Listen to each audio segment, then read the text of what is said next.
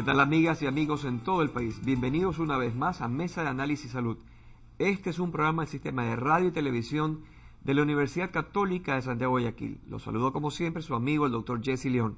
Recuerde que usted está en sintonía de 1190 AM radio de alta calidad, canal 42 en UHF, canal 74 en TV Cable y si tiene Univisa en el 318 de Univisa. Además, estamos presentes en todo el territorio nacional, incluyendo las Islas Galápagos. También llegamos a todo el mundo a través de www.ucsg.edu.es.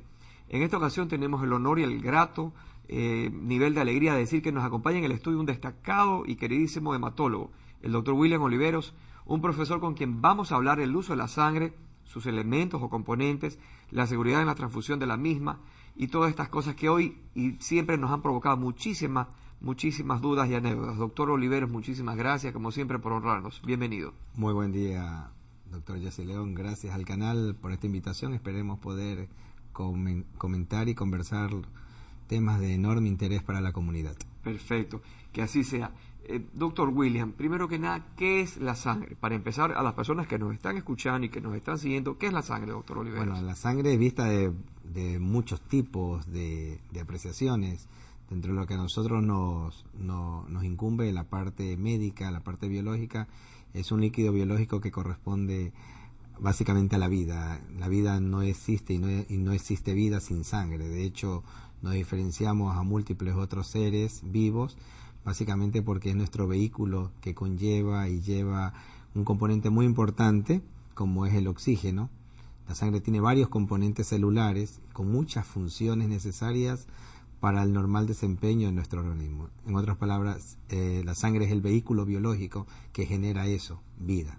Perfecto. Y usted es hematólogo. ¿Qué funciones o qué áreas maneja el hematólogo? ¿Qué hace un hematólogo, William? Bueno, el hematólogo es un médico con visión clínica médica que tiene la capacidad o ha adquirido la capacidad de resolver problemas relacionados a la sangre. Cualquier problema que esté vinculado con la sangre lo debería resolver un hematólogo clínico, un médico formado clínicamente, con conocimientos básicos y estructurados del pensamiento y la actividad médica de orden clínico, vinculado a poder resolver problemas médicos de la sangre, ¿sí? Correcto. En este caso, los problemas médicos de la sangre los dividimos en problemas benignos, como la anemia, las deficiencias de plaquetas como las púrpuras, alteraciones en la coagulación o bien alteraciones malignas de la sangre como son las leucemia, linfoma, mieloma y otros tumores que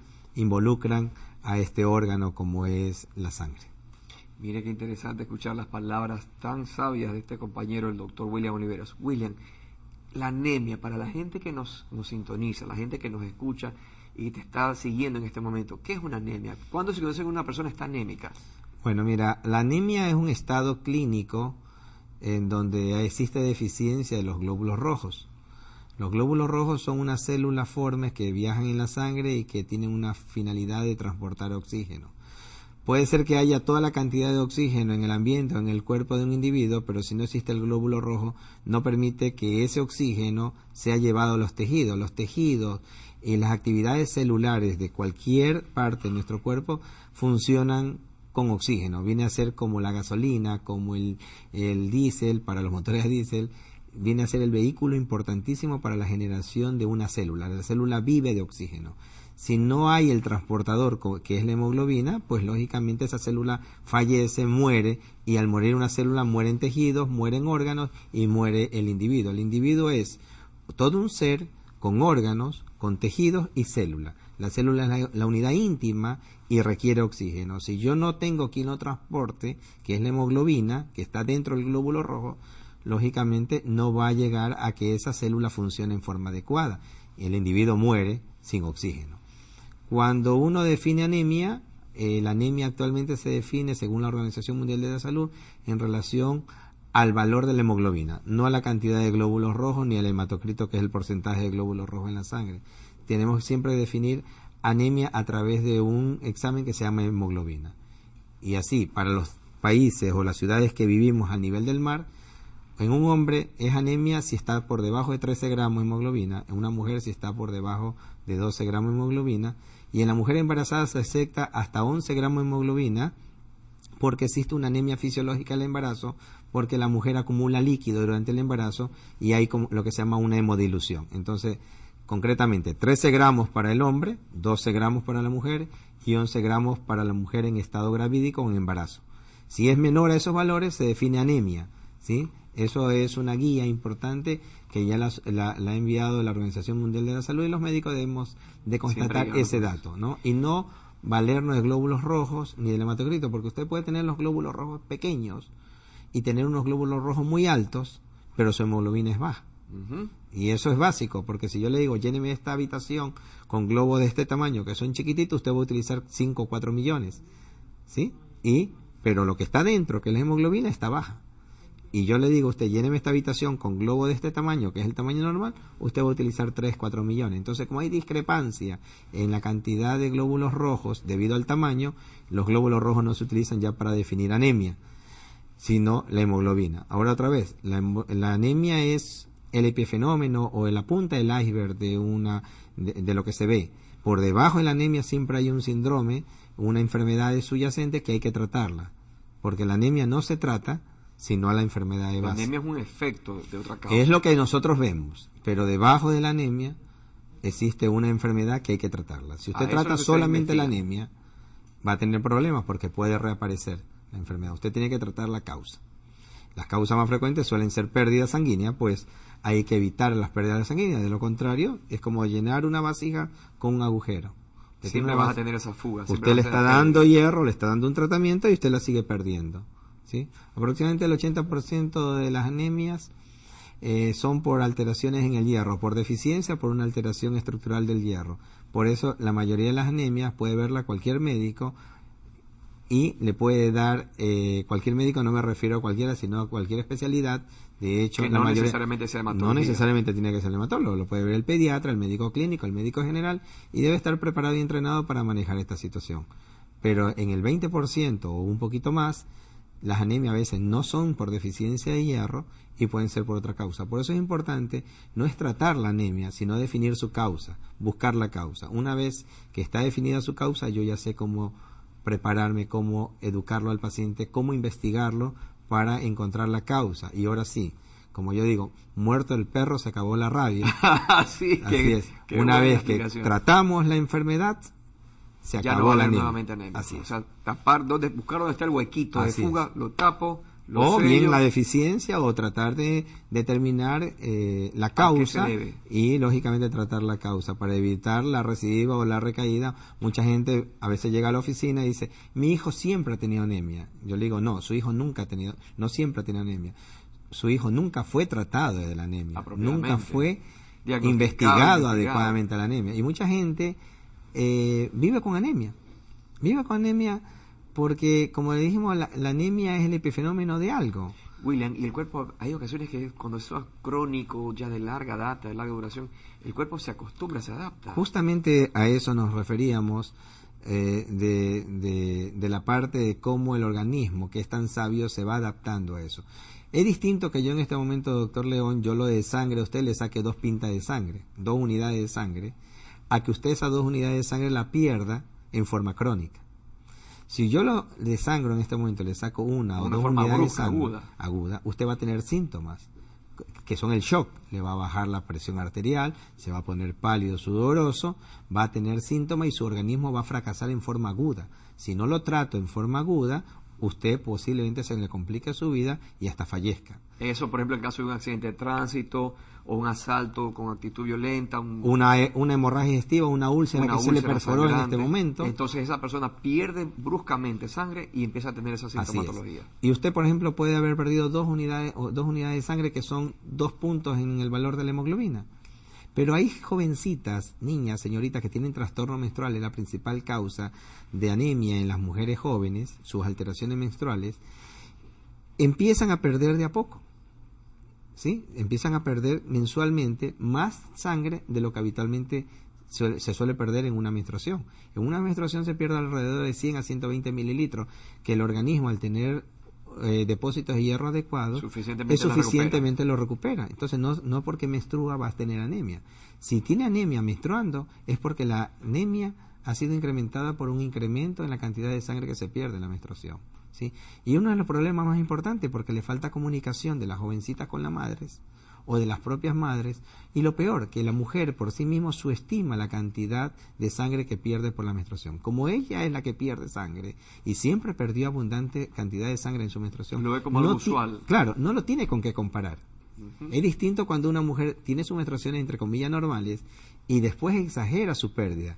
Ahí sí tiene con qué comparar, y apenas el 30% de las mujeres tienen esos problemas. Las mayorías tienen pérdidas menstruales de chiquititas, cuando hacen su primera menstruación, que se llama menarquia. Entonces no tienen con qué comparar y se van anemizando de a poco y después aparecen anémicas y lógicamente vienen, y otro de los grandes errores es darle un tratamiento corto o no tratar la causa, que no le sirve para nada realmente. Le servirá al inicio porque nosotros tenemos lo que se llama depósito de hierro, y la naturaleza es tan sabia que la primera cantidad de hierro que usted recibe lo utiliza para generar nuevos glóbulos rojos, pero no para guardarlo como depósito. Habitualmente la tratan usted por 2, 4, 6 semanas, la anemia, y la anemia debe ser tratada mínimo por 6 meses, siempre y cuando la causa que generó la anemia ha sido tratada. De lo contrario, es un círculo vicioso. Yo le lleno su sangre y usted la pierde. Y así pasamos meses y meses. Y nunca va a tener un objetivo de control. Por eso siempre yo le digo a las madrecitas, a las madres de las chicas jóvenes, aquí nuestro principal aliado es el ginecólogo. Las señoritas también van al ginecólogo, no lógicamente a hacerse un examen ginecológico, sino al manejo de su alteración, que fundamentalmente suele ser de origen hormonal, a veces endometriosis o quistes de ovario, que son causas que son francamente tratables, que producen alteraciones en su menstruación. Entonces, ¿dónde está el ojo? El ojo está en saber, primero que nada, determinar la causa. Que las mujeres jóvenes tienen la posibilidad de perder más sangre de lo habitual, y lo cual le conlleva la anemia, y como aliado a la investigación debe estar el ginecólogo, un ginecólogo entrenado en determinar estas alteraciones, que son tratables, son reversibles, y otra vez, si se trata la causa, lógicamente vamos a poder resolver el problema. En gente mayor es distinto, ¿no? La anemia en gente mayor tiene otro enfoque. ¿Es mucho más difícil manejar las personas mayores, William, o qué diferencia tienes con los más jóvenes? Nosotros siempre decimos anemia, pero hay que buscarle los tipos de anemia. Existen muchísimos tipos de anemias, ¿sí? Como te dije, la causa más frecuente o el tipo más frecuente es la anemia ferropénica, que es por deficiencia de hierro, por falta del hierro en las dietas o en la administración, o bien por pérdidas sanguíneas. Si es por falta de hierro, se ven en los chicos jóvenes, y especialmente con niveles culturales o socioeconómicos bajos, por parasitosis, tener anemia, ¿no? En otros casos no se suplementa adecuadamente la anemia durante el crecimiento. Y uno de los problemas más importantes que nosotros vemos en la consulta, especialmente con gente joven, es que las dietas de los adultos se las escriben o se las imponen a los chicos. Entonces, ahí estamos cometiendo un tremendo error, William, porque realmente no es el mismo organismo, ni es la misma demanda energética, calórica. Como decía una profesora nuestra, que quizás coincidimos alguna vez en la vida, la doctora Cuero, decía, el niño no es un adulto en chiquito. Para nada, absolutamente para nada. Entonces el niño requiere hierro. Tú ya viejo, grandote, está bien, hazte vegetariano, deja de comer carne, ¿me explico? Pero al niño no. Y las fuentes importantes de hierro son 3 básicamente. Mira, la leche materna, y ya grandote ya no accedemos a leche materna. Ya no, pues. Las carnes rojas y el hígado. Las carnes rojas y el hígado tienen un hierro que se llama hemínico, y el hierro hemínico es fácilmente absorbible. Y el cuerpo se beneficia con ese tipo de alimentos. El hierro que están en los vegetales verdes tienen hierro, pero no se absorben adecuadamente. Ajá. Y que, por ejemplo, una persona que es vegetariana, William, ¿a ti te ha llegado con anemia quizás? Claro. Hay mucha gente vegetariana que tiene anemia, porque hay vegetarianos estrictos que generan unas dietas no adecuadas que no tengan fuente de hierro. A pesar de que coman granos como soya, por ejemplo. Es que, por ejemplo, se ha vinculado enormemente a que los vegetales tienen hierro, y es verdad, tienen hierro. Pero la calidad y cantidad es importante diferente. En la absorción. Tú puedes comerte una paca de alfalfa, pero...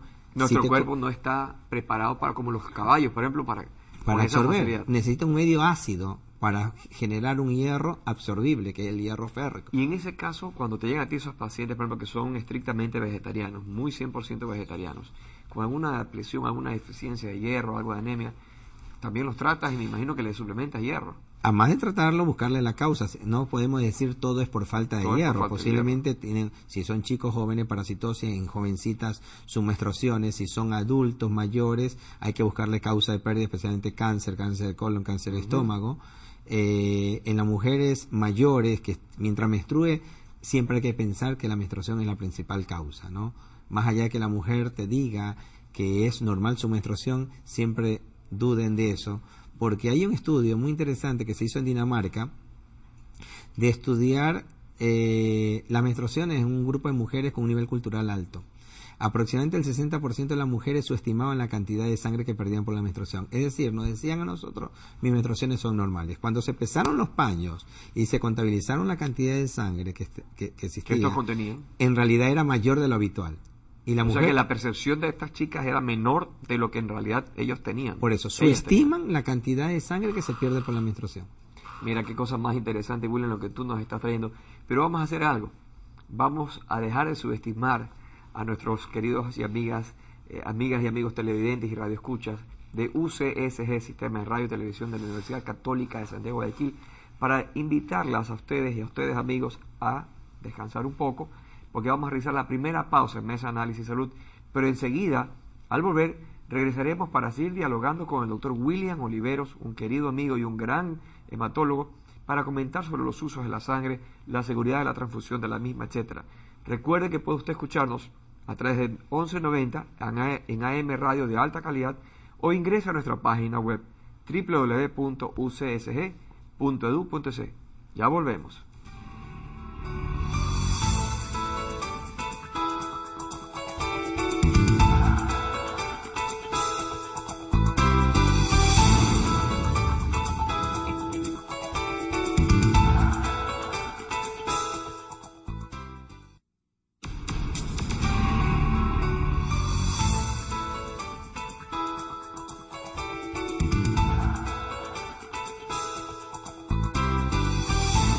Muchísimas gracias, amigas y amigos, por continuar en sintonía de UCSG, Sistema de Radio y Televisión de la Universidad Católica de Santiago de Guayaquil. En este momento continuaremos con la entrevista sobre la sangre, sus especialidades, sus calificaciones, sus necesidades y la seguridad de la transfusión sanguínea. Mientras tanto, invitamos nuevamente aquí al doctor William Oliveros, con quien estamos tratando este precioso tema. William, nos quedamos al final del primer bloque, hablando de que decías tú aquí en el receso, ¿cómo es esa mezcla que le das para los chicos que son vegetarianos y de repente van a un kiosco a servirse un batido? No, yo les comentaba que no es lo mismo el hierro complemento o el hierro de suplemento con el hierro tratamiento. O sea, si yo tengo anemia, darme hierro complemento o suplemento, que es el hierro que puede estar en cualquier alimento, ese hierro me alcanza a satisfacer las necesidades justamente de suplemento, pero no para tratamiento. Entonces, si nosotros queremos tratar, hay que darle hierro farmacológico, hierro que puede ser bebible tranquilamente o cualquier fórmula de hierro. O actualmente los hierros son polimaltosatos o bien ligados a proteinatos, y ese hierro es fácilmente absorbible, ¿no? El hierro ferroso, que es el hierro de hace mucho tiempo, ya no se utiliza, porque el hierro ferroso requiere un medio ácido. Entonces siempre teníamos que darlo, que no se lo ingiera con leche, con lácteos, con mucha comida. Porque si no, no se asimilaba. Porque no se absorbe. Y lo mismo que pasa con los alimentos. Nuestras madres nos mandaban a comer cosas verdes, Claro. espinaca, Oye, pero si tiene el selga. caso de Popeye. Popeye Bueno. es el mejor ejemplo de un vegetariano pepudo. Claro, pero tiene un concepto un poquito erróneo, Popeye, porque le sirve el hierro si le mezclas con algo ácido. Ácido. Por eso te decía, el mejor hematólogo es el tipo que te vende los batidos de espinaca con naranja. Claro que sí, qué rico. Porque ¿no? al darte el espinaca con naranja, ahí sí se aumenta la absorción. ¿Por qué, Pero- William? A ver. Porque ya el hierro de la espinaca o de lo vegetal es un hierro que se llama ferroso, y el hierro ferroso no se absorbe. Al ponerlo con un medio ácido, como el ácido ascórbico que tiene la vitamina C, se convierte en sulfato férrico, y el sulfato férrico sí se absorbe. Mira qué detallazo. Sí. Ese hierro se llama noemínico, que es el hierro que no viene del animal. ¿Me explico? Entonces, si le vas a dar hierro, lógicamente, de ese orden, dáselo con algo que mejore su absorción. Pero otra vez, yo lo puedo reemplazar, ese hierro noemínico, con carne. Y si eres vegetariano, pues increméntale la absorción. Pero solamente vegetal no te sirve. Si le vas a dar vegetal, auméntale ácido ascórbico, que es vitamina C, para que incremente su absorción. De lo contrario, el hierro pasa de largo. El hierro se absorbe 1 miligramo por día, que es 1 miligramo por día que uno elimina de hierro. El hierro uno lo elimina con las heces y a veces con la piel. Entonces, 1 miligramo por día es lo que yo necesito. Así yo te dé 100 miligramos, si tú no lo necesitas, no lo vas a captar, no lo vas a necesitar. Por eso, lo que tienes que hacer es primero una consulta con el médico pediatra, con el médico general, ver si en realidad tiene anemia, ver si que la anemia es por deficiencia de hierro, y ahora sí tratarlo, buscando la causa. Miren qué cosa más increíble, qué agradable esta parte. Me dice producción, mi querido William, que has traído también información importantísima, muy valiosa, que qué te parece si los invitamos a que ellos nos presenten el video. Aquí tenemos. Sí. ¿Qué es esto, William? Esto es acerca de lo que es sangre, ¿no? Yo les comentaba, las transfusiones sanguíneas están en uso hace muchísimos años. Las transfusiones sanguíneas son necesarias para sostener la vida, pero hay una irracionalidad en su uso. Su mal uso es lo que ha puesto, lógicamente, en un debate enorme de gente, personas, no solamente por criterio religioso como los testigos de Jehová que se abstienen de recibir sangre, totalmente, sino también personas que saben que la sangre no es segura. Por ende, existe un camino a hacer medicina y cirugía sin sangre. Es lo que se está buscando hoy en día. Es lo que se está buscando y lo que se tiene que hacer. Como principal dato es tratar de racionalizar el uso de la sangre. No hacerlo de forma indiscriminada. Sí, la sangre salva vidas, pero también te puede complicar la vida, porque las sangres no son seguras, ¿no? Ahí está una descripción, lógicamente, de cómo se popularizaron la sangre en la época de la Segunda Guerra Mundial. Existieron cerca de 4 millones de donantes de sangre, pero la sangre no puede vivir toda la vida. La sangre que se guarda por 33 días, y continuamos allí presentando las diferentes posturas o situaciones o conocimientos que se fueron adquiriendo con las transfusiones. Principalmente ya para la Segunda Guerra Mundial o después de la Guerra de Corea, ya aparecen ya los primeros datos acerca de complicaciones con la sangre. La transmisión de hepatitis, la transmisión de VIH para los años 80, la transmisión de hepatitis C. Por ende, las transfusiones no son seguras, 100% seguras. Por más que estés en un centro de alto nivel, por más alto nivel, hay siempre una posibilidad, hay una posibilidad de un resquicio. Por eso siempre yo te digo que la mejor transfusión es la que no se hace. Miren qué importante, chicas, la mejor transfusión. Estas son las es la complicaciones que no se de las transfusiones, las reacciones agudas, las hemolíticas, las no hemolíticas, etcétera, etcétera, las infecciones, las sépticas. Vemos una lista de complicaciones que hacen, lógicamente, entendernos que la sangre no es segura. Sigamos, unas reacciones retardadas, a veces las reacciones no se ven en el momento. La mayoría de la gente prefieren transfundir a un paciente antes que tratar la causa que generó su anemia. Existe un gatillo que debe ser un gatillo racionalizado. Prescribir sangre es como que a ti te han dado una arma que ya está precargada y cargada. Sin seguro, y en cualquier momento es una situación aleatoria. Cualquier individuo, cualquier paciente está sujeto a que esa sangre, por más testeo que se realicen, pueden tener componentes virales que puedan transmitir enfermedades, y habitualmente son alteraciones que no aparecen en el momento, sino muchos meses después. Yo comentaba acerca de una bebita que se transfundió a los 8 años de unas plaquetas porque tenía una púrpura, y sucede que a los 7 años posteriores se reconvierte. Aparecen lógicamente complicaciones vinculadas al VIH, y lo que tenía era SIDA, ¿me explico? Entonces, ¿y a quién le vas a reclamar? A nadie, ¿me explico? Yo creo que una de las situaciones muy importantes es racionalizar su uso. Sigamos, si tenemos más diapositivas sobre esa situación para poder irlas analizando. Producción, que nos ayuden. ¿Ya? Estas son las posibilidades de complicaciones de infecciones que se transmiten con la sangre. Miren, Citomegalovirus es un virus, hepatitis B, hepatitis VIH o SIDA, un virus que se llama HTLV1, la hepatitis C, una en cada 103.000 transfusiones. Usted dice, pero es raro. Pero igual, si pero te si toca te la toca lotería, a ti, qué desgracia, para ti es el 100%. Y acá vienen dos cosas importantes, ¿no? Los extremos, nunca llegar a los extremos. Miren, fácilmente, ahí ponemos dos situaciones. Una situación donde una persona joven, clínicamente estable, llega con 27 hematocritos y le mandan a poner 4 unidades o 3 unidades de sangre. Eso es un gatillo ligero.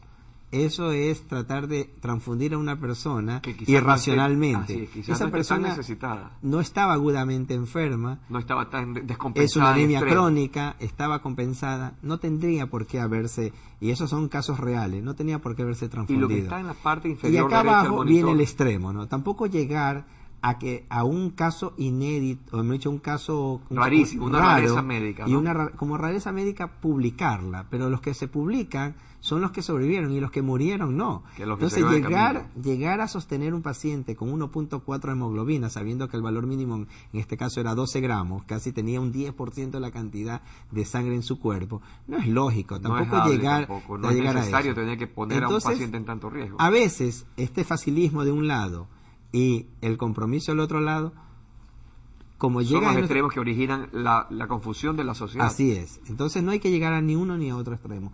Por eso en el mundo existen sistemas que están haciendo y se están promoviendo el hecho de generar centros de medicina sin sangre, ¿sí? A eso debemos llegar. A eso se está llegando. Nosotros damos servicios, pero aquellos que quieren o que optan por eso, ¿no? Y hay muchas formas. Sigamos un ratito. Ahí está. Mire, por ejemplo, ¿cómo podemos minimizar la cantidad de sangre? Bueno, eligiendo un buen cirujano que haga cirugía mínimamente invasiva. Es lo más recomendable. Como por ejemplo, yo conozco algunos, aquí al lado a mi izquierda hay uno que hace medicina mínimamente invasiva. Son procedimientos habitualmente laparoscópicos que tienen menos posibilidades de sangrado. El tener contacto con sistema de hemodilución, esto trabajan mucho los anestesiólogos. La autodonación, yo puedo tranquilamente a usted sacarle 1 o 2 pintas de sangre, 2 unidades de sangre antes de la cirugía, de cirugías que son altamente sangrantes, especialmente las cirugías plásticas, son gente sana y por falta de sangre o con grupo sanguíneo difícil se exponen a un riesgo quirúrgico y lógicamente le puede complicar la vida. A esas personas nosotros podemos... Se sugiere siempre hacer eso, ¿no es cierto? Podemos que hagan una predonación, guardar su sangre y utilizar su misma sangre. ¿Me explico? Utilizar su misma sangre. Y bueno, y así una serie de situaciones. Aquí hay un dato muy importante. Si bien es cierto, los sistemas de medicina y cirugía sin sangre fueron realizados inicialmente para satisfacer un problema grave como es una situación religiosa. Los testigos de Jehová se rehúsan a utilizar sangre. Claro, ellos su credo no les da para recibir transfusiones sanguíneas. Pero gracias a ellos... a la presión de este grupo religioso. Nosotros, los médicos, hemos entendido mejor la fisiología de la anemia. Qué bien, ¿eh? Y hemos podido entender mejor la fisiología de la anemia y ser más tolerables en poder utilizar gatillos o umbrales para poder transfundir. ¿Me explico? Porque el paciente, como te decía, no se muere por la falta de sangre, se muere por la hipovolemia en la parte aguda. Se perdió mucho volumen de sangre para que la gente Entonces que nos esté escuchando. Repongo líquido y no necesariamente debo de reponer sangre. Entonces, hoy tenemos un gatillo no tan fácil de disparar y decir a este paciente a todo el mundo le va a poner que no sangre. Quede la idea de que con esto tampoco debemos transfundir a muchos, a nadie. Debe ser leccionado apropiadamente cada caso. Hay guías, hay medidas que lo que se hace es que las instituciones preparen guías y que esas guías sean cumplidas, no a rajatabla, sino con el conocimiento básico, estructurado, criterioso, para nosotros poder actuar en forma adecuada. Ahí había en una diapositiva un dato bíblico acerca de por qué Vamos a ver, chicos de producción, si nos ayudan con eso. La anterior a esa, por favor. Ellos se abstienen de recibir transfusiones, eso está en Hechos 15, versículo 28-29, en donde lógicamente sostenido en esto ellos se rehúsan es un problema atender pacientes que son testigos de Jehová. No, el problema no son ellos, el problema somos nosotros. Que no tenemos la tecnología, la capacidad o la expertise. Yo siempre le digo, mira, si tú no estás preparado para entender esto, no lo hagas. No lo hagas. Nosotros tenemos que tener un contacto importante con esta comunidad. De hecho, la comunidad, los testigos están muy bien preparados. Ellos tienen un grupo de asesoría institucional. Cuando existe un paciente de esto, van y hablan con el médico tratante. Y la idea no es el convencimiento, la idea es que uno esté preparado y tenga los instrumentos suficientes para poder trabajar en forma horizontal y concomitante para el beneficio del paciente.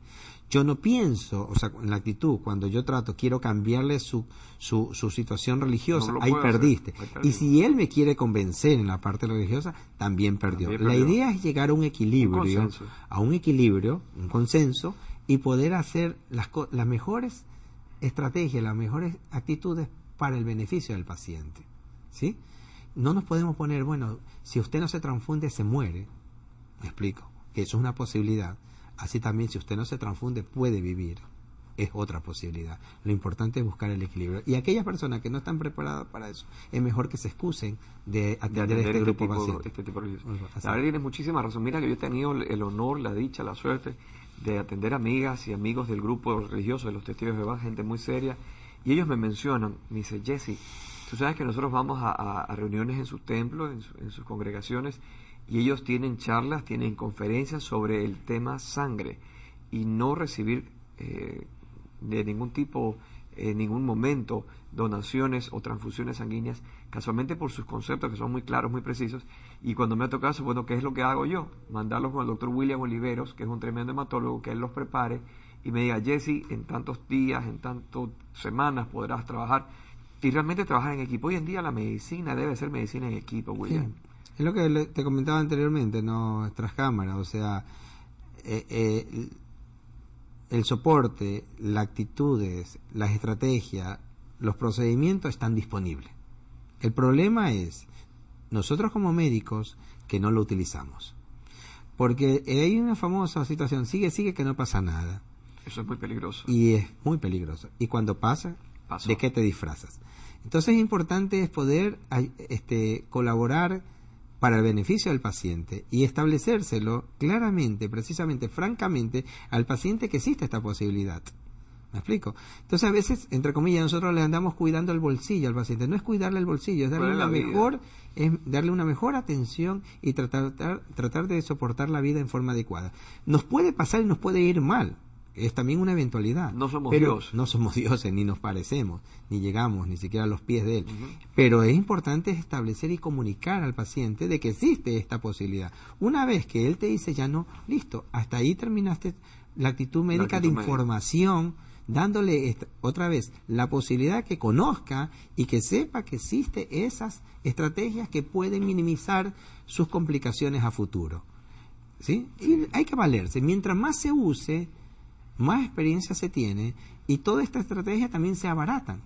Nosotros recordémonos la eritropoyetina hace 10 años. Era intocable para el bolsillo. No llegaba al alcance nuestro. Hoy conseguimos eritropoyetina entre 10 y 20 dólares tranquilamente. Anteriormente valía 150, 300 dólares, lo cual decía, sí, es más fácil transfundirlo. Escuché una vez a un colega médico. Dijo, sí, y ya vamos a ver una diapositiva acerca de transfundir, si fuese tu hijo lo transfundiera. ¿Qué te parece si vamos a hacer lo siguiente? Yo los invito a que hagamos el segundo receso, la segunda pausa en Mesa de Análisis de Salud, para permitirle que al doctor William Oliveros tome un receso, porque tiene también derecho a descansar. Y ustedes cojan sus teléfonos, manden mensajes de textos, cojan su computadora, su laptop, su iPad y empiecen a escribir. No te pierdas Mesa de Análisis de Salud. Está William Oliveros hablando de la sangre, la transfusión y su seguridad. Si Dios lo permite, ya regresamos. Nos vemos.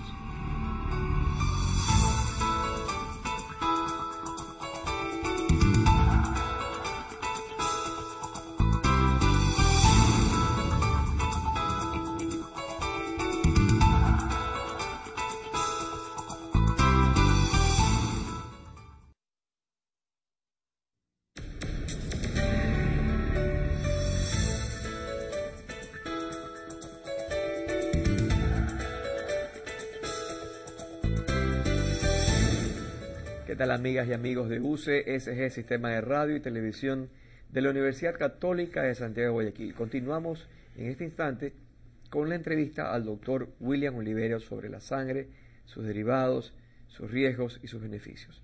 William, ¿qué te parece si seguimos viendo la presentación que habías traído, que nos quedamos al final del segundo bloque, y al inicio del tercer bloque le pedimos a producción que continuemos viendo estos hermosos... aquí tienes. ¿Qué es esto, William? básicamente que nosotros no estamos solos, lo que yo les comentaba anteriormente, de que cuando uno quiere aplicar un sistema de medicina y cirugía sin sangre, existen los medios suficientes para poder colaborar en el tratamiento de ese caso, ¿no? Uno, como les comenté, era minimizar las pérdidas sanguíneas. Y se minimiza, ustedes cuentan actualmente con la cirugía laparoscópica, existe ahí a su derecha el electrocauterio, la capacidad actualmente de disminuir, anteriormente se ligaba los vasos sanguíneos y llevaba a un mayor tiempo operatorio, a la capacidad de pérdida de sangre. Actualmente usted tiene un sistema con electrocauterio, básicamente ahora un cirujano sin electrocauterio ya no existe o no debería existir. Y nosotros tenemos la posibilidad de hacer una cosa que se llama recupero intraoperatorio, ¿no? Que es la diapositiva que está ahí a la derecha, la primera. El recupero intraoperatorio se llama Cell Saver, es una maquinita, lastimosamente es cara, pero otra vez, sí, es cara, aproximadamente vale $600 un procedimiento de eso. ¿Qué es lo que hace? Obtener y recuperar la sangre que se está perdiendo en el campo quirúrgico y esa misma sangre utilizarla en el individuo. William, ¿y tu centro? Perdón, eso sí lo puede utilizar los testigos de Jehová. Eso sin ningún problema. Claro, eso sí. Y bueno, existe la posibilidad de hacer eso. ¿Dónde se puede utilizar eso? En personas con grupos sanguíneos raros o en cirugías altamente sangrantes, por ejemplo, una cirugía de útero, una cirugía de próstata, una cirugía de cadera. En una cadera puede tranquilamente, después de un trauma, guardarse entre 2 y 3 litros de sangre. Fácilmente. Y si uno va a cirugía y puede obtener, lógicamente, no la sangre guardada, la sangre que esté en el momento, o la cirugía vascular, un aneurisma, cirugía cardíaca, la cirugía de vaso sanguíneo, quisieran hacer un bypass aorto-bifemoral, son cirugías muy sangrantes, pues esa sangre en el campo quirúrgico es sacada a través de un sistema de succión y tubuladura, se purifica y después es entregada. ¿Y ese sistema ya lo tienes aquí en Ecuador? Claro, eso existen varias. De hecho, los propios testigos de Jehová, ellos tienen 2 o 3 máquinas, un servicio que le dan a ellos, y para aquellos que no son testigos de Jehová y los pacientes, lógicamente, quieren minimizar el uso de sangre, pues está disponible el método, ¿no? Maravilloso, realmente maravilloso. Y tenías también un checklist. Sí, yo les comentaba eso, ¿no? Prescribiendo sangre, lista de control para médicos. Esto se hizo en el año 2000, los Estados miembros de la Organización Mundial de la Salud y de la Organización Panamericana de Salud se reunieron, esto fue en Panamá, en el año 2000, y centraron mucho de su enfoque en lo que es sangre y las políticas de sangre, y decían que los Estados miembros, especialmente en Latinoamérica, tenían muy débiles los procesos de atención en sangre. Éramos muy pobres en el control sanguíneo. Bueno, todo el mundo se ha puesto a la par. ¿Y quién no se ha puesto a la par? ¿Quién contesta hasta ahora, desde el año 2000? ¿Y ahora? Ecuador. No puede ser. Está Bolivia, Perú, tienen sistemas de salud, sistemas de banco de sangre altamente eficientes, planificados y adecuados. La sangre siempre será un problema porque la sangre no es un medicamento que se procesa, sino es un medicamento, es una área biológica, y si no hay donación, no hay sangre. Es decir, entonces la gente entiende mal, piensa, quiero sangre. No, cuando tú quieras sangre, tráeme donantes, porque sin donación, sin donantes, no hay sangre. William, dime una cosa, la ley en Ecuador se está modificando, se está actualizando, y si no me falla la memoria, tú explicabas hace un instante que la ley en Ecuador te dice que usted como paciente tiene derecho a recibir las donaciones sanguíneas, las cantidades de unidades sanguíneas sin costo alguno. ¿Cómo es ese tema? A ver, se promueve una nueva ley, creo que es marzo del 2011, donde el Estado como tal, sabiendo que la sangre es un recurso del Estado, por ende es el Estado el que se va a encargar de proveer sangre a todas las personas y sin costo. La ley dice que los costos están vinculados al procesamiento y reconoce el procesamiento cerca de $38 por unidad. La Cruz Roja vendía sangre $125, $120. Lógicamente, la Cruz Roja o los bancos de sangre privados tienen un medio de por medio que es sumamente de lucro. Y es lógico que tengan un lucro porque tienen sus gastos. Es una inversión que están haciendo en Ecuador. Pero el Estado se ha quedado corto porque No hay sangre en la Cruz Roja pagando, no hay sangre en los bancos de sangre de las clínicas o lugares privados, pero la gente necesita sangre y no hay sangre en el ministerio. No hay sangre, ¿a qué debemos esa deficiencia, esa En diferencia? este momento hay un desfase porque las políticas, los reglamentos de esa ley no están aplicados. Entonces, la generación de sendos hemocentros, que serían hemocentros, centralizar la provisión de sangre, no están implementados y no están funcionando en forma adecuada. Por ende, existe un desfase ahora entre una situación donde la ley te dice que tienen que ofrecerle sangre al usuario, sin costo, entre comillas, y no existe quien lo provea. Porque otra vez, la sangre no es un medicamento que se genere y se deforme en un laboratorio. La sangre depende, lógicamente, de donante. Y si no se incrementa o no se hacen políticas de donación adecuada, pues no vamos a carecer. Y estamos a cumplir esa deficiencia. En este momento, que llamen todo el mundo que tenga problemas, o haya tenido problemas con transfusiones, con necesidad de sangre, pues se te colapsa las líneas telefónicas porque vas a encontrar miles. En los hospitales, en las clínicas, en la calle, en los centros, existe deficiencia de sangre y es básicamente por esto. Porque la otra cosa, no se le dice al usuario que es verdad que no le van a cobrar por su sangre, pero también es verdad que la única forma de generar sangre es a través de la donación. Dime una cosa, William, esa pobre o escasa o nula cultura de donación sanguínea que tenemos en Ecuador, por lo que tú has hecho esta referencia, ¿a qué se debe? A que quizás tenemos mitos. Por ejemplo, te digo porque hay mucha gente que va a mi oficina y me dice, Jesse, dígame una cosa, el donar sangre, si yo voy a dar sangre, me voy a engordar, claro, voy a ser débil, me voy a poner flaco. O sea, ¿qué mitos existen alrededor de este tema? Hay muchísimos mitos. Uno de esos es eso. La otra piensa que el paciente se va a desangrar, de que le va a dar enfermedades. Pero yo creo que hay una parte social de por medio más importante, que es a qué hemos estado acostumbrados, ¿no? O sea, el gobierno sacó una campaña de sangre diciendo que ya la sangre es de todos, y está bien, está perfecto, el modelo es igual, eso ya pasó, eso es un compromiso que se hizo en el año 2000, de generar bancos de sangre en toda nuestra región, y que el manejo sea el manejo o las políticas las dicte el Ministerio de Salud. Qué bien. ¿Me explico? Porque antes era la Cruz Roja la que manejaba todo eso y tenía un medio de lucro en el camino, y es lógico. ¿Me explico? Pero el Estado se quedó corto en ese sentido. Solamente sacó una publicación y saca de que la sangre ya es de todo, pero la sangre no hay. No hay sangre. El ministerio a nivel local no ha respondido a las necesidades de la población en cuanto a sangre. La Cruz Roja no le está dando sangre a la gente porque la Cruz Roja les cobra, porque tienen que cobrar. Y las clínicas también cobran porque tienen que cobrar, no que tienen un personal, pero tienen equipos. Y estos lugares como la Cruz Roja y los bancos de sangre a nivel privado no son subvencionados ya por el gobierno, no hay esa subvención que se sube. Otra vez, ni siquiera necesita subvención. Otra vez, lo que necesitan es que las políticas estén destinadas a la donación.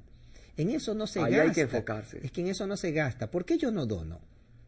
Básicamente yo no dono porque cuando yo necesito sangre, no me la dan. Cuando yo necesitaba sangre, me la cobraban. Entonces tenemos ese pensamiento que se quedó ya tan marcadamente grabado en la mente. Entonces hay que trabajar mucho. El Hospital Luis Bernaza en este momento está implementando un programa de donación. ¿Me explico? El Hospital Luis Bernaza atiende pacientes de la comunidad, tiene convenios con el Seguro Social y con el Ministerio de Inclusión Social, y tiene una enorme cantidad de pacientes de esta índole. Pues nosotros estamos en capacitación diaria o información diaria a la población, a la gente, a los usuarios de ese centro, para decirles, miren, la sangre no es un medicamento. Sin donantes no hay sangre, porque ellos, como escucharon de que la sangre es gratis, van a solicitarla, van a pedir y exigir la sangre, y está perfecto, pero no es así. Hay que informarles que tienen que donar. Tienen que donar. La única forma de que haya sangre es mediante la donación voluntaria, altruista y repetitiva. ¿Cuántas veces al año una persona puede, por ejemplo, imagínate, Jesse León puede ir a donar al año? Ya, 2 a 3. Y es importante hacer una cosa, son los grupos sanguíneos. a mí no me importa, o no, no me interesa que un grupo raro me venga a donar ahora, porque mi sangre me dura 33 días. Entonces en 33 días ese grupo raro, nadie me lo usó, y lo que hice fue desecharlo. Pero si no tienes esa persona que te vuelva a dar ese tipo de sangre, Es que por eso hay que hacer un tienes pool. nuevamente la Es que deficiencia. tengo que hacer es que todo es incoherente en nuestro medio. No hay gente capacitada y adecuadamente preparada para poder manejar estos planes. Es que ponen a cualquiera. Lo lógico es poner gente que sepa manejar banco de sangre, que sepan administrar banco de sangre y políticas en sangre. ¿Me explico? Y no necesariamente es un hematólogo, por si acaso. Yo no un administrador posiblemente. No, es hemoterapeutas o médicos que se llaman inmunohematólogos. Ellos son los que deben generar esta situación. Son gente que está capacitada por eso. Entonces la gente, sangre piensa que es el hematólogo y ponen a hematólogos a manejar estas cosas que de pronto... Bueno, te puedo decir, no, yo sí estoy capacitado porque hice planes en ese sentido, entrenamiento, pero por ser hematólogo no necesariamente debo manejar banco de sangre, es otra situación, forma parte del espectro de la especialidad, pero no es la especialidad mixta. Dime una cosa, William, ustedes como banco de sangre privado, particular o estatal o como sea, tienen también lo que se llama base de datos de cada donante. Es que deberíamos hacer para crear una base... de repente se me ocurre, a ver, necesito saber en Ecuador cuál es el porcentaje de A positivo y quiénes son en la población A positiva. Es que eso es lo que falta. No tenemos esa información todavía.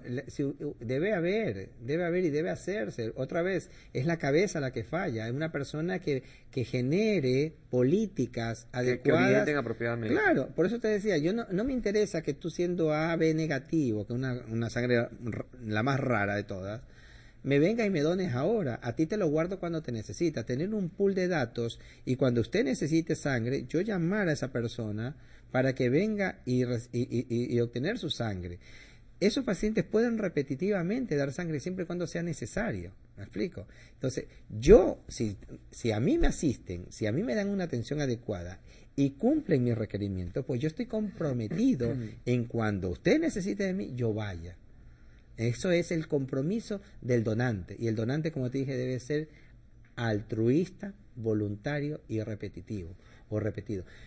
Voluntario, porque a mí no deben de decirme a mí, anda a donar porque necesita sangre tu abuelito. Es ir a donar sabiendo que esto es una cadena y que yo voy a salvar una vida y cuando yo lo necesite van a haber sangre para mí. Altruista porque no debe haber medio económico y ningún pago por esa donación. Y ni siquiera el pago de decirle, como dicen, por ejemplo, usted iba a la Cruz Roja y decía 2 por 1 o convenio 2 por 1, o sea, tráeme 2 y te doy 1. Eso no debe existir porque al decirle 2 por 1, hay un interés de por medio. Tú ya le estás poniendo un precio y la sangre no debe tener precio.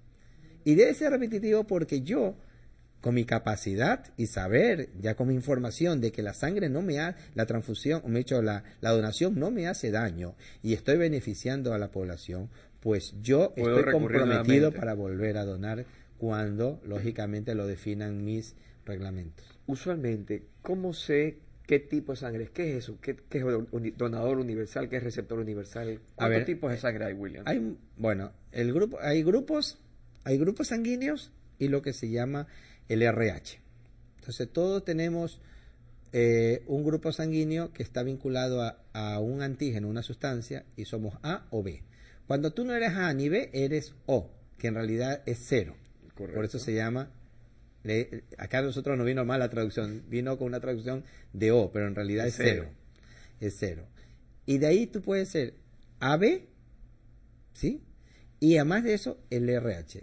Puede ser positivo o negativo. Entonces yo puedo ser O positivo o O negativo. Puedo ser A positivo o A negativo. Puedo ser B positivo o B negativo. O puedo ser AB positivo y AB negativo. Este último, el AB negativo, es el más raro de todos, ¿sí? Entonces, es importante que uno conozca su grupo sanguíneo.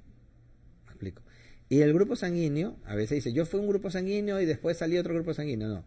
Uno siempre es el mismo grupo sanguíneo, salvo que se haya trasplantado su médula ósea de un donante distinto. Pero uno siempre es el mismo grupo sanguíneo.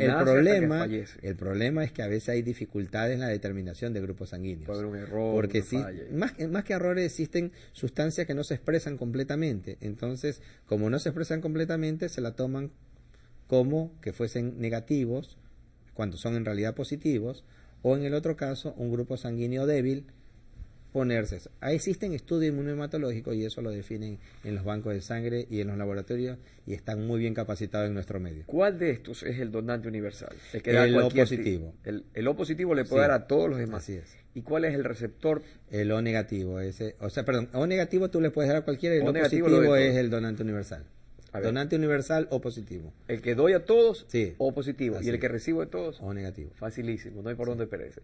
¿Qué te parece si hacemos fácil también para que las personas que están siguiendo en este momento la entrevista tengan el último receso previo a las conclusiones que va a dar William Oliveros en su entrevista sobre la sangre, sus tipos, su seguridad, sus riesgos, sus beneficios? Al volver nuevamente con William Oliveros por UCSG, Sistema de Radio y Televisión de la Universidad Católica Santiago de Guayaquil. Ya regresamos.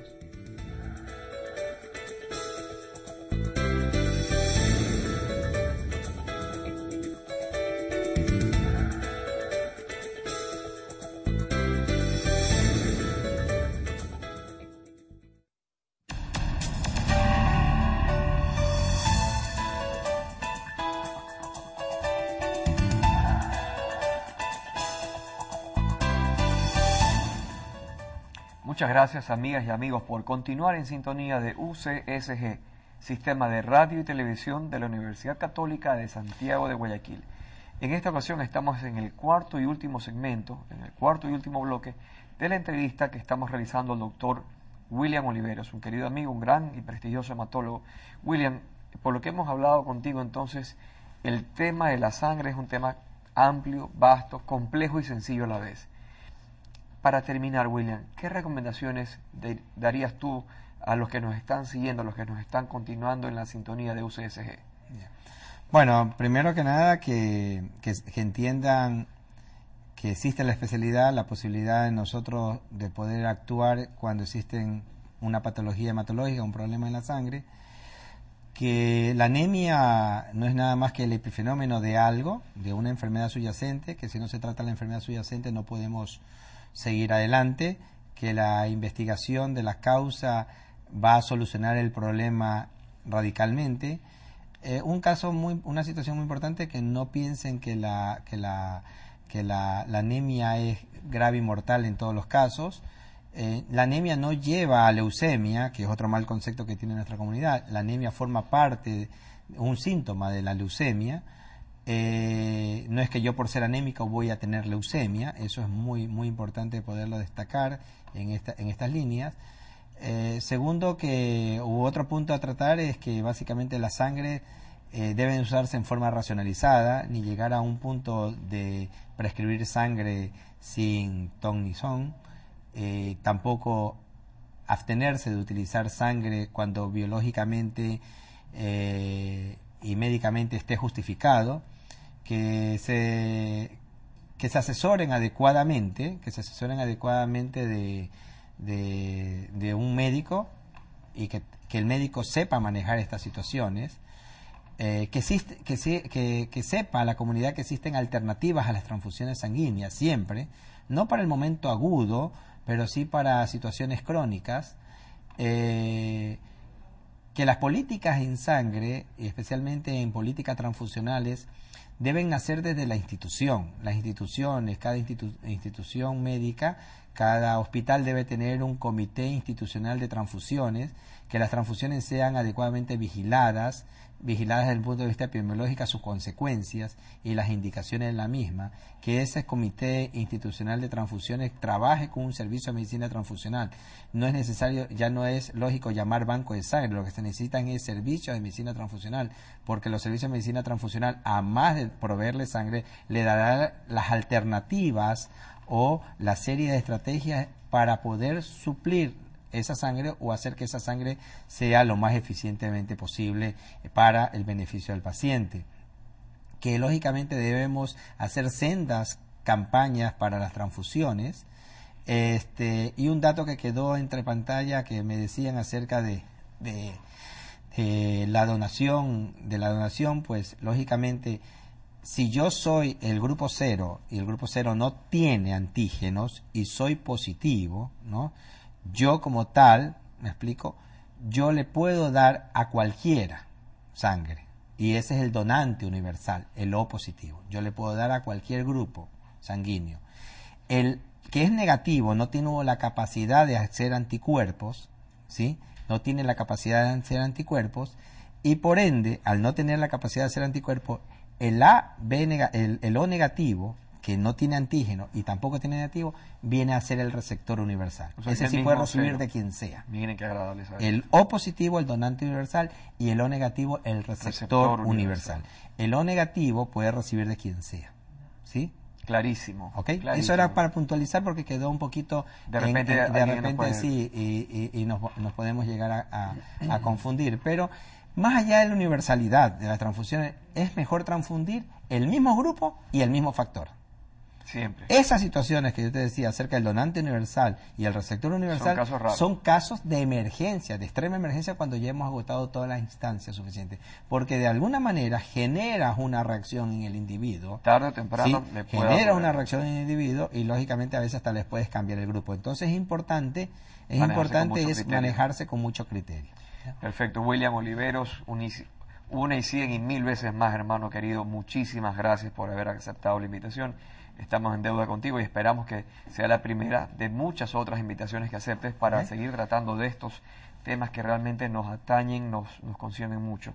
Queríamos enviarle también un fuerte saludo al doctor Augusto Barcia Fierro en Naranjal, quien nos ha estado escribiendo y ha pedido información sobre algunas cosas. Esperemos que te haya sido de utilidad, Augusto, y que te pueda servir todo lo que estamos enviando hacia todos ustedes en internet y en el programa. Sin nada más que decirle, gracias una vez más a William y a todas ustedes, amigas y amigos, muchísimas gracias por acompañarnos. Sin antes recordarles al despedir que les invitamos a nuestro reprise a las 13 horas y a las 21:30. También informarles que pueden revisar todos nuestros programas en YouTube y escribir sus comentarios, sugerencias, recomendaciones o demás inquietudes en las páginas en Facebook, en Twitter o al correo electrónico mesadeanálisis@ucsg.tv. Si Dios lo permite, nos veremos la próxima semana. Hasta entonces les envío un fuerte abrazo de todo corazón, su amigo siempre el doctor Jesse León. Hasta pronto.